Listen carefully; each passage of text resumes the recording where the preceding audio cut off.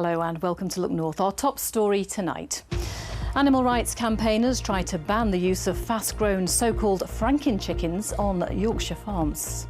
They routinely suffer from agonising health problems such as deformities, lameness, and they can even die of heart attack. Breeders say they comply with all legal standards. Also tonight. As the temperature rises, we look at the dangers of open water and how to keep safe in the heat. She packs a punch, the Sheffield fighter who turned her life around and is now preparing to enter the ring this weekend. And we meet the police dogs in North Yorkshire who are being recognised for their dedication to duty. And we've had another warm or hot day today. Join me later in the programme to find out the forecast for the weekend and to see whether this hot spell will last much longer.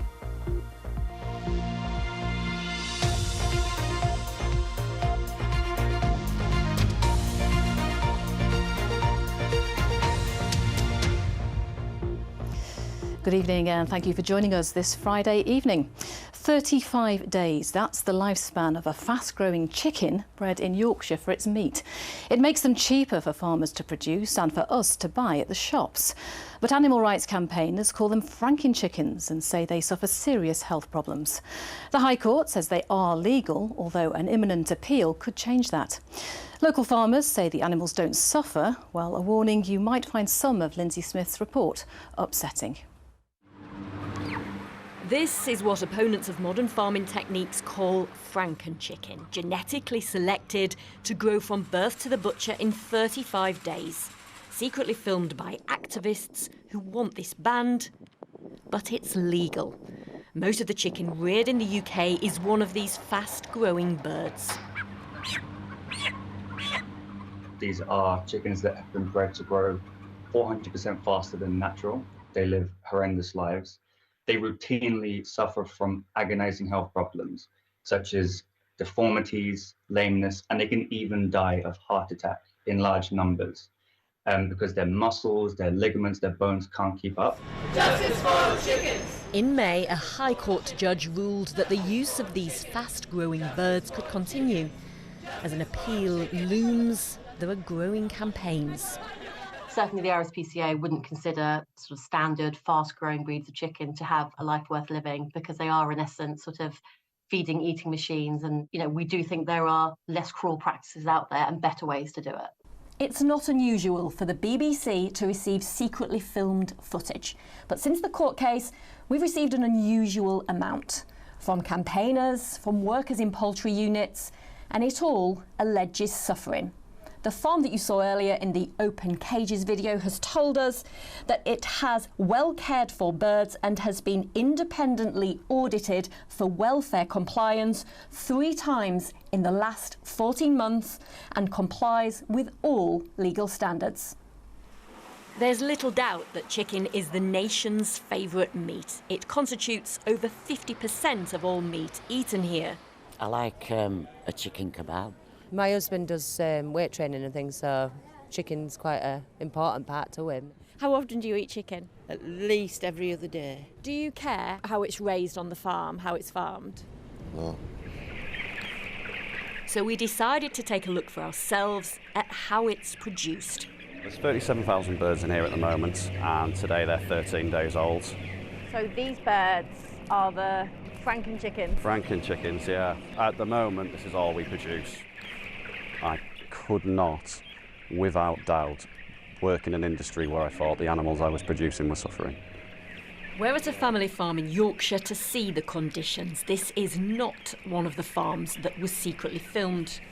We can't tell you exactly where this is. The farmers are anxious about being harassed by campaigners. It is a worrying time. Breaking into someone's property, and deliberately trying to catch someone out, these are our homes. It's like someone breaking into your house. They keep our fridges full but live in fear. They say to give shoppers what they want, cheap chicken. Everyone has less money in the back pocket at the moment. I do think the demand is definitely driven by the cost of living crisis. There is an alternative. Some restaurants and shops have signed up to the Better Chicken commitment. They pledge to raise slower growing birds and give them more space. But here's the catch. It's typically more expensive. DEFRA told us they welcome the judgment that so-called Franken chickens are legal. But with cost-cutting and competition at play, it's unlikely producers will choose to use slower-growing birds. It'll only happen if they're forced, something that an imminent appeal could change. Lindsay Smith, BBC Look North. Now, over the past week, we've had schools and hospitals across our region affected by the crumbling concrete crisis. Now, a West Yorkshire leisure centre and swimming pool has become the latest place to close over safety fears. It's not known when the well-used facility will reopen, as Olivia Richwald now reports. This is a girls' futsal team in action in Dewsbury Sports Centre. The new club, a mix of football and basketball, has proved popular, but now it needs a new venue after the centre was closed for the foreseeable future. I only spotted it last night on a community group. I think it was a bit of a revelation for everyone. It changes long-term plans, medium-term plans, and obviously immediate plans. And can you reassure your players that you're going to do your best to find somewhere else? 100%. We will definitely find something else, I promise. Parts of the Dewsbury Sports Centre have been identified as made from reinforced autoclaved aerated concrete, or RAC. It's the latest building in Yorkshire to be identified as at a possible risk of collapse due to the presence of this type of concrete. This sports hall has 2 pools, spa facilities, studios, a gym and a sports hall. And its closure from today for an unknown period of time will affect hundreds of people. Just today, for example, there should have been swimming lessons taking place all afternoon and early evening. I use the swimming pool mainly twice a week, and I think it's a bit sad that it's closed. I am glad it's closed, yeah, because it needs a whole building needs an upgrade. I don't know why they have to close it, nothing is falling. So far here in Yorkshire, 7 schools and at least 3 hospitals have been identified as containing RAC, including Airedale Hospital. Academics at Sheffield University have been working on a new building passport scheme, which could prevent a crisis like this developing in the future. Think about ourselves. We have passports and we have medical records, and our cars have MOTs and logbooks. We don't have anything like that for buildings at the minute, and that's really where building passports come in, to try and plug that gap and ensure that information is recorded, maintained and transferred from owner to owner as a building changes hands. Kirklees Council says a thorough and complex investigation is now taking place in Dewsbury. Meanwhile, Sheffield Council says it's also surveying its buildings, so there may be more places affected in the future. Olivia Richwald, BBC Look North, Dewsbury. And I'm sure it'll be a story we keep returning to. Now you're watching Friday's Look North. Still to come on tonight's programme. Unfold your camping chairs, roll out the picnic rugs. The annual Saltair festival is back. We're here live in 10 minutes' time.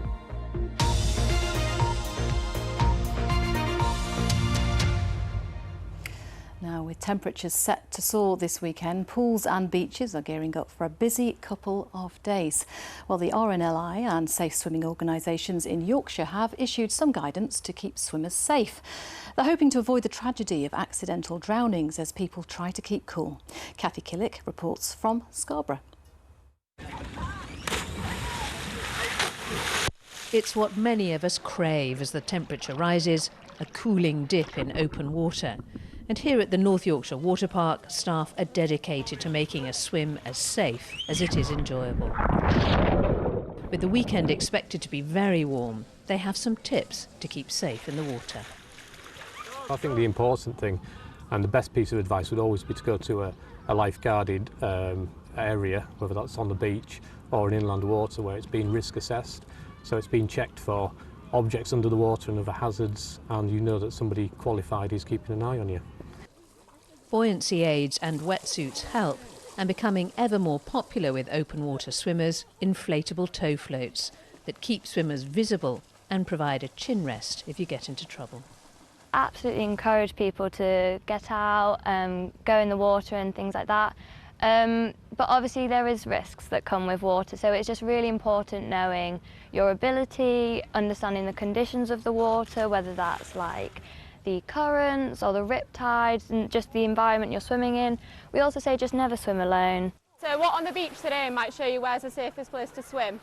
That's a lesson at the forefront of Scarborough's Swim Safe sessions.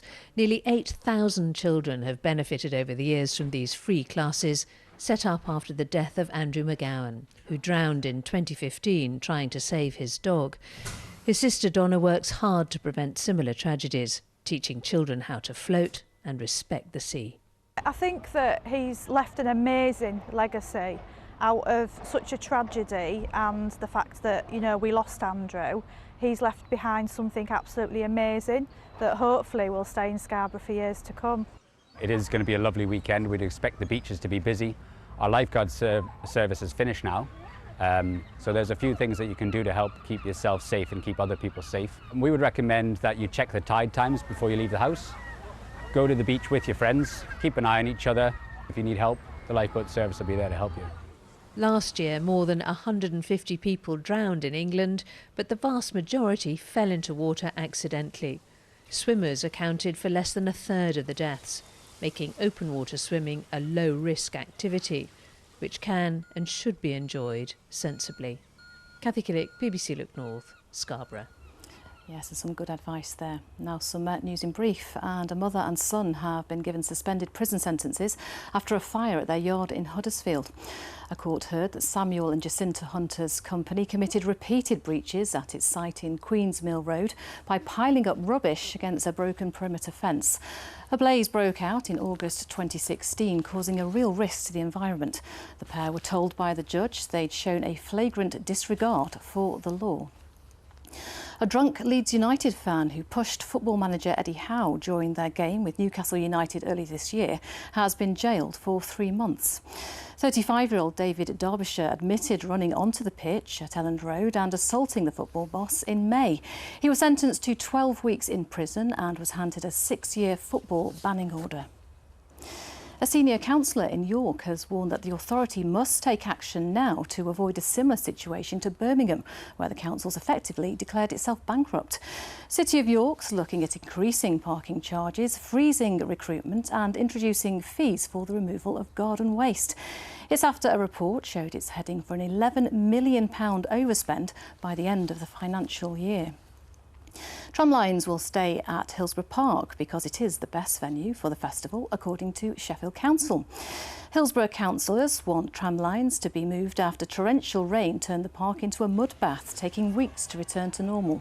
Sheffield Council says it has looked at an alternative venue, including Graves Park and Don Valley Bowl, but has ruled them out because they're not suitable. Now, it's a year since the Queen passed away, and an artist from York has been reflecting on being one of the last people to receive a letter from Her Majesty last summer. Shani Hagan went back to her art after more than 30 years living with a degenerative eye condition. She auctions her paintings for charity, including one she did of the Queen. The Queen was interested to hear that you have donated your picture to the homeless charity you help. Her Majesty was touched to know that since recovering from your eye disability you had for such a long time, you are now giving your support to and raising funds for many charities. I received the letter and I saw the stamp on the envelope. I thought, oh my word, that's Buckingham Palace, and you know, I was blown away. And it was exactly 1 month before she passed away, which was really sad. So it's a very special, it's very, very special to me, this letter, even more so now. It's not like your conventional painting. I did not use any paint on that one. It's tea. I googled the Queen's favourite drink and it was tea, so I thought, right, let's see if I can paint with tea. So it's tea and food colouring. It's gone so quick, I can't believe it's a year since she passed away, and you just think that they're going to live forever. I presume that she was, you know, going to be around for a long time. Oh, some gorgeous pictures there. Now, here's one to watch. I wanted to be a fighter, not a punch bag, the words of Nina Rini from Sheffield. The 42-year-old had anxiety and low self-esteem as a result of abusive relationships. That all changed when she discovered mixed martial arts. On Saturday, the single mum of 3 will step into the ring for her first amateur MMA fight. Amy Garcia went to meet her. I just got to a point where I was just sick of being scared all the time. Sick of that, not that sickly, scared feeling. Just desperate to find a way out of it. It's a challenging sport, both physically and mentally. When Nina started MMA fighting 2 years ago, there was past trauma and abuse she needed to address head-on.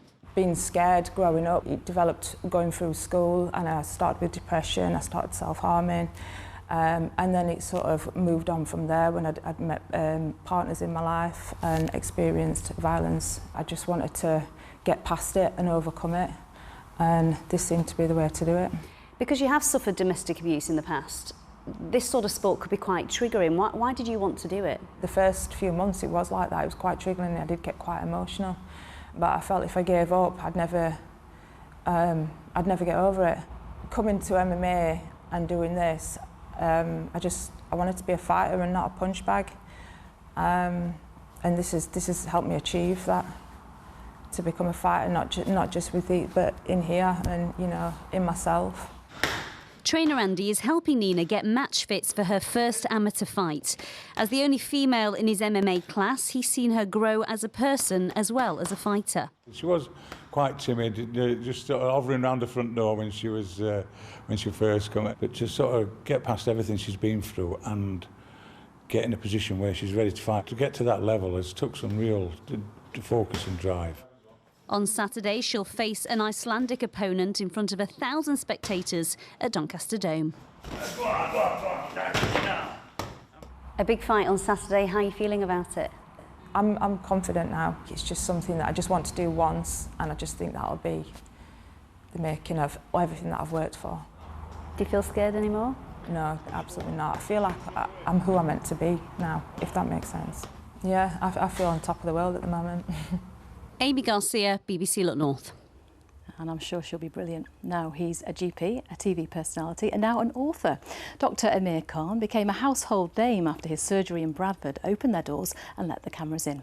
Now he's turned his hand to writing and has just had his first novel published. Earlier I spoke to him and asked how it feels seeing his work in print. Very exciting, very colourful cover, which matches your outfit. It's perfect planning that, isn't it? It is. Yeah. Just tell us about what the novel is about. So we've got Yusuf. It's a love story. He has got his whole life mapped out for him. He's going to go to university, become a doctor, and his mum is going to find him the perfect wife. But then he falls in love with a girl called Jessica, who's everything he wants. She's captain of the football team. She's also a medic. Everything his mum doesn't want. And it's all the drama that ensues with that and all the people involved with Yusuf and his love life. Now, this is a far cry from your day job as a GP in Bradford. Where does the inspiration come from? So I'm still a GP in Bradford, which I love. The inspiration came from kind of all the things I've seen growing up. And I always think of arranged marriages as an extra option. Instead of letting Tinder or an algorithm choose your match, why not let someone who knows you choose your match for you and gives you that extra option? A bit like, you know, you get to a certain age, you haven't found the right person, go, right, mum, sort me out. And it's not just about relationships, is it? There is a little bit of Bradford in there, isn't there? There's a lot of Bradford in there. It's the best place to come wedding dress shopping, apparently. Okay. And one of the characters comes up with her mum to find herself the perfect wedding dress. And I based the mum slightly on my own mum. My mum likes to barter everywhere she goes. So even in, like, Asda, she'll try and barter. My kind of woman. Yeah. And there's a lot of bartering when it comes to the wedding dress shopping, and it goes a little bit wrong, let's say. And how do you balance the two roles? Because being a GP is full on, isn't it? And now writing. It is, yeah. And I still love being a GP, and I've worked at the same practice in Bradford for coming up to 12 years now, so I know the patients really well. This kind of stuff I keep for my days off, so weekends and evenings. I probably need a better work-life balance. I'm getting there, but I enjoy writing so much, and this book just kind of poured out of me. And anything else in the pipeline? I've got a couple more TV shows coming up. I can't say too much. You're so showbiz. Well, I'm not really. I'm still living around here. Keeping Bradford on the map. Keeping Bradford on the map. And I'll always be working at that same surgery in Great Horton in Bradford because I love it there. Oh, Dr Amir Khan, lovely to meet you. Thank you. Best of luck with the launch. I'm sure it'll do really, really well. Thanks so much. Oh, and he was so lovely. Now, it's often said that a dog is a man and woman's best friend, and I can definitely vouch for that. Well, for North Yorkshire Police, these animals are colleagues too. Serving dogs are now being recognised for their dedication to duty. Phil Bodmer has been given exclusive access to the kennels and has spent today out on patrol with the canine coppers. He plays a vital role in the fight against crime. Together with his handler Josh Hunsley, Rune, a German shepherd, is responding to a 999 call. Like all police officers, Rune has a collar number 2. His is PD6. That's in recognition of the essential role these animals play in modern-day policing. The force has 26 dogs. For Josh, Rune is not only a colleague, but a best friend too. We're together 365 days of the year. He comes home with me, he lives with me. When I'm not at work, I'm with him still. And it's important that he listens to me. And we can only achieve that by working together like we do and forming that dog-handler bond. Well, let me introduce you to 2 police dogs. This is Bobby and here's my friend Hank over here. They are very playful and very friendly, but you don't want to get on the wrong side of either of them, believe me. Hey, aren't you cute? North Yorkshire Police has recently introduced a scheme to ensure the highest standards of animal welfare, whereby unannounced visits can be made at the kennels to check standards are being maintained. They're part of the family. We're working with that dog, we're training with that dog, and then we're taking them home with us after that shift, and we're socialising. We put them to bed on a night, we wake them up on a morning, we're giving them those walks, the food, the dinner. Dogs tend to be called for one of numerous reasons. It could be a public order event, it could be searching for an high-risk missing person, somebody that's vulnerable, or it could be there to do a specialist search. In recognition of their service, a roll of honour has been created at the headquarters building in Northallerton. The first name on the list is that of police dog Dixon, who sadly passed away last year after 8 years with North Yorkshire Police. Recognition and reward are part of life. It seems only fair our 4-legged friends should feel part of that too. Phil Bodmer, BBC Look North. Oh, aren't they gorgeous? Now, what are you doing this weekend to enjoy the last few days of the heatwave? If you're in West Yorkshire, how about popping along to the 20th Saltair Festival? It starts tonight and runs for the next 10 days, and Tom Ingle is there for us this evening. Tom. Evening, Amanda. I tell you what I'm doing, and that is rubbing in the factor 50 constantly. We are in Roberts Park in Saltair. We've got Salt's Mill in the background. The circus skills are underway. The collapsible chairs are out, ready for an open-air cinema screening. And somewhere over there, the fizz is no doubt being poured generously into glasses. It is the opening day of the 20th anniversary Saltair Festival. And joining me now is Ian, who's the organiser of the event. So, big night tonight. What's happening? Fantastic, so it's our 20th anniversary, this is the opening night, we've got the greatest showman going on here, and that's what everyone's coming down for, and then with a full 10 days of events. And the event doesn't just stay in the park, does it? It spills out into the whole village. How greedy are we? Well, it sounds great. Tell me what you've got going on. So we have the continental market that starts at the top of the village, comes all the way down. We've got stuff in the park, we take over the whole village. We've got comedy nights at Salt's Beer Factory. We take over the whole area, literally, really. Whatever you've paid the weather gods, you know, I want to double it because it's obviously worked. How important is the event to the community? It's so important in the fact that not only have we got the 2025, but we've been here for 20 years, so we've always been showcasing this area anyhow. So what we're saying is come down and have a look at Saltair, it's a UNESCO city, look how famous we are down here, and let's put on a good show, and that's what we do. And what are you looking forward to particularly?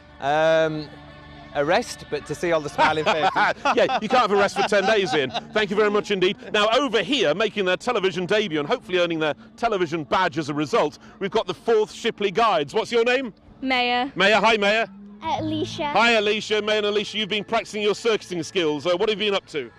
Just hula hooping. Has it been fun? Yeah. Are you looking forward to seeing a show at the screen tonight? Yeah. So have you ever been to see an open-air cinema show before? No, not yet. You'd better give us a plug for the guides. What do? Are you based around here? Yeah, I guess. What do? Do you meet regularly? Yeah, we meet at a church. So this is a chance for you to all meet and get together regularly, is it? Yeah. And who are you here with? All your friends or the whole Girl Guide troupe here? Yeah, we're with our 4th Shipley Guides group. Fantastic. Well, enjoy your circus skills. Thank you very much for talking to us here on Look North. Now, Amanda, the show tonight is The Greatest Showman, and we actually know Hugh Jackman has been on holiday in Yorkshire this week. So my money is on him actually appearing, and we're just going to do the live theatre play instead, in which case we are holding open auditions for The Bearded Lady. Take her?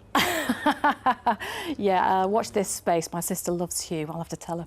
Now we're on to the weather prospects, and it's looking pretty glorious. Yes, I know. If only they were paying me for this sort of forecast. Yeah. It's been gorgeous, hasn't it? Let's show you some weather photos then, because it's not been glorious everywhere. I imagine it's been pretty frustrating if you've been stuck along the coast under the mist and fog that has been very stubborn the last few days. Thank you to Dave, one of our weather watchers, for sending this photo in from Scarborough, another one showing boats, but a little bit further inland. So Knaresborough basking in the sunshine this afternoon. It's still been quite hazy, hasn't it? But very, very warm in that sun. Temperatures today got up to 28 degrees. As always, lots of beautiful photos have been sent in over the last couple of days. If you'd like to send them in to us, all the details on the screen now. You can do it on Twitter, on Instagram, or you can become one of our BBC weather watchers.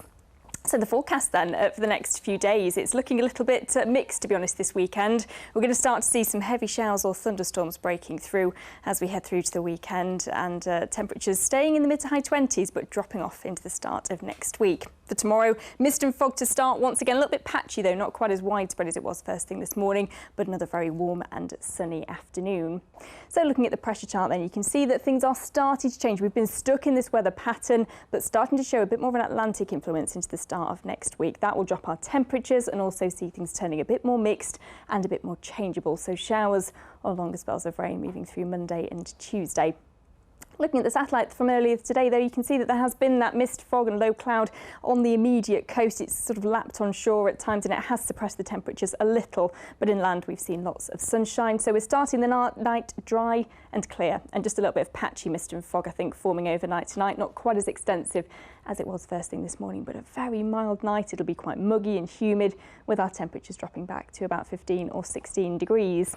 High waters for tomorrow then, I think just one for the majority. Scarborough at 6 minutes past 1 in the afternoon, and Filey at 11 minutes past 1. So it's going to be a very muggy start to the day tomorrow, and a real humid feel that will only intensify that heat, I think. A dry start, a little bit misty and murky first thing, but bear with it. We'll see the warm sunshine developing, temperatures reaching around 28 or 29 degrees, and just bringing with it the risk of 1 or 2 isolated heavy thundery showers. As you can see on the graphics, very hit and miss. I think the vast majority will get away with a dry day, but the risk is certainly there for tomorrow. And that risk, I think, will increase through Sunday, so more frequent heavy showers or thunderstorms, a slight drop in temperatures, but still very muggy feeling, and a very mild night into Monday, but a drop in temperatures coming for next week, with things turning a bit more unsettled, Amanda. Well, our little dogs will certainly be a little bit happier with that cool Relieved, weather. yes. It's been very hot. Thank you very much, Abby. That is it from us. Do have a lovely weekend, whatever you have planned, and we'll both be back with your late weather and news at around 10:25. Hope you can join us then. Goodbye.